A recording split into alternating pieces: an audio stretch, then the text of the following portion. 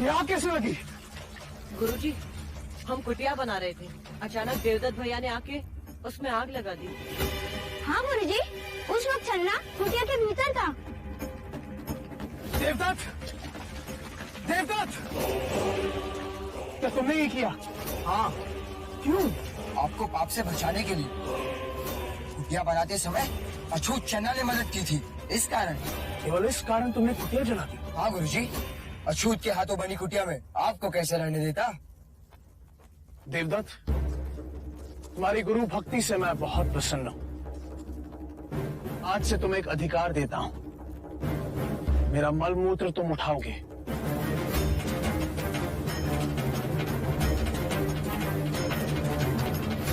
आचार्य, ये क्या कह रहे हैं आप? देवदत्त, क्या मैंने ये शिक्षा दी है तुम्हें? छन्ना सारथी पुत्र है, अछूत है। वारण कर्म से होता है, जन्म से भी। देवदत्त, आचार्य कौंडिन्य, आप ब्राह्मणों के विरुद्ध बात कर रहे हैं। मैं नीति के अनुसार बोल रहा हूँ आचार्य। न ब्राह्मण श्रेष्ठ है, न क्षत्रिय, न वैश्य, न शूद्र। सभी एक ही रचना के विभिन्न भाग हैं।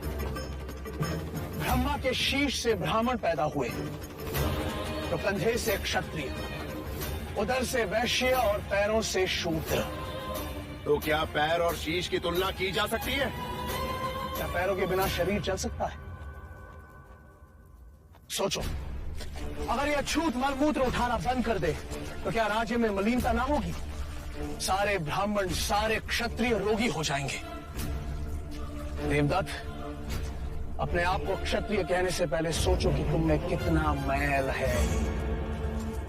और आचार्य अश्वपाल, क्षमा कीजिए, विद्यार्थी के समक्ष गुरुजनों का विवाद पक्षपात का संकेत है। उनकी श्रद्धा घटती है।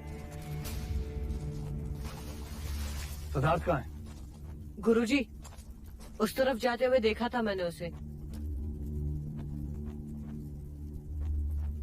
देवदत्त, ये कुटिया तुमने चलाई है, अब तुम ही इसे बनाओगे।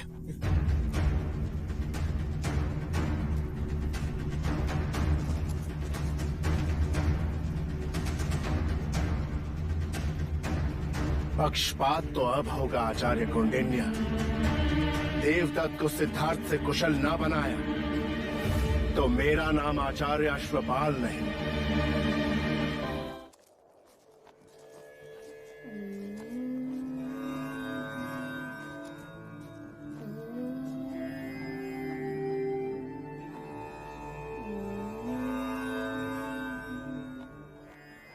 सिद्धार्थ, तुम यहाँ क्यों चले आए? आप ही की तो सीख है आचार्य। क्रोध अग्नि स्वरूपा है और ध्यान जल स्वरूपा। क्रोध नष्ट करता है और ध्यान श्रेष्ठता बढ़ाता है। यदि मैं वहाँ होता तो ज्येष्ठा पर क्रोध कर बैठता, इसलिए यहाँ चला आया। सच कहा तुमने। आज मैं भी तुम्हारे साथ ध्यान में बैठना चाहता हूँ।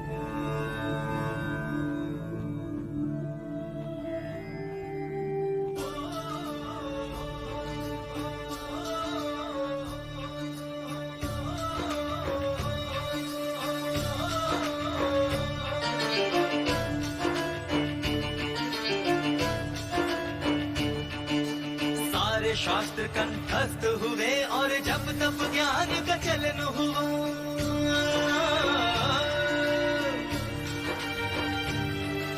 छोटे से बड़े, बड़े से छोटे, बिंदु सिंधु का मिलन हुआ।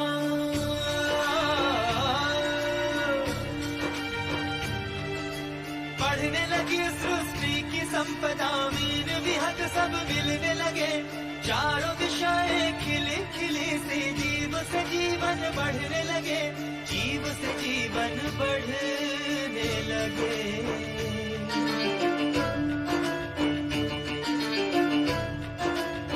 हो गति अश्व की, मति मनुष्य की, युद्ध नीति तलवार प्रहार।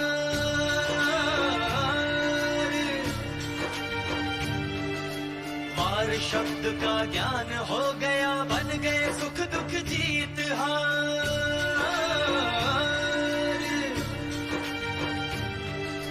हवन ज्ञान का पूर्ण हुआ, देखते